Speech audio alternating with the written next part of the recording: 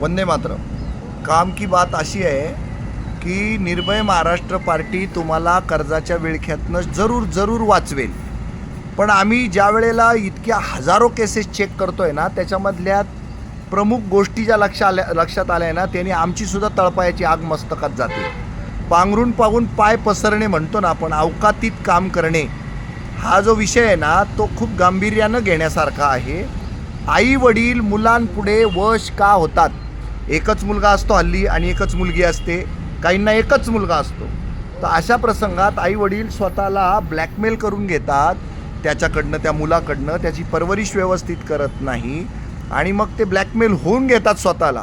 परवा एक वडील आले होते माझ्याकडे, 15,000 रुपये त्यांना पगार, फक्त 15,000, आणि आई काहीतरी 7-8 हजाराने धुणं भांड्याची कामं करते, म्हणजे 23,000 रुपये उत्पन्न घरात येतं, घराचा हप्ता आहेच। मुलाला त्यांनी 1,15,000चा मोबाईल घेतलेला होता, बायकोला त्यांनी 80,000चा मोबाईल घेतलेला होता आणि स्वतःचा काहीतरी 95,000चा मोबाईल होता। आता घरातच मोबाईल जर 2.5 लाखाचे झाले आणि घराचा हप्ता आहे 15,000 आणि 8,000, तुम्ही काय काय बसवणार?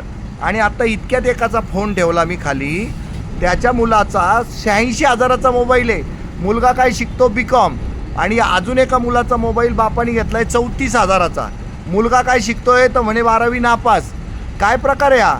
जर तुम्ही 15-17,000 रुपयाचे मोबाईलमध्ये जर मुलांचे कामं होत असतील तर त्यांना तुम्ही एवढे महागाचे मोबाईल घेण्याचं कारण काय? खोट्या प्रतिष्ठेचे बळी बनू नका, शो ऑफ करू नका, मोठ्याईकी करू नका आणि स्वतःला सिमेंट ठेवा, नाही तर उगाचच अडचणीत सापडता। आणि असंही केलं तरी मला तुमच्या आत्महत्या मंजूर नाही आहे। याचा अर्थ असा नाही आहे की आत्महत्येचे फाशीचे धोरण विषयाच्या बाटल्या तुम्ही सोबत घेऊनच फिराल आणि मी तुम्हाला वाचवायचं, तर हे साप चुकीचं आहे, एकदम म्हणजे धिक्कार करण्यासारखी गोष्ट आहे। तर मुलांचं संगोपन हा खूप चांगला आणि शास्त्रशुद्ध असा विषय आहे, तो शिका आणि मुलं वाढवा।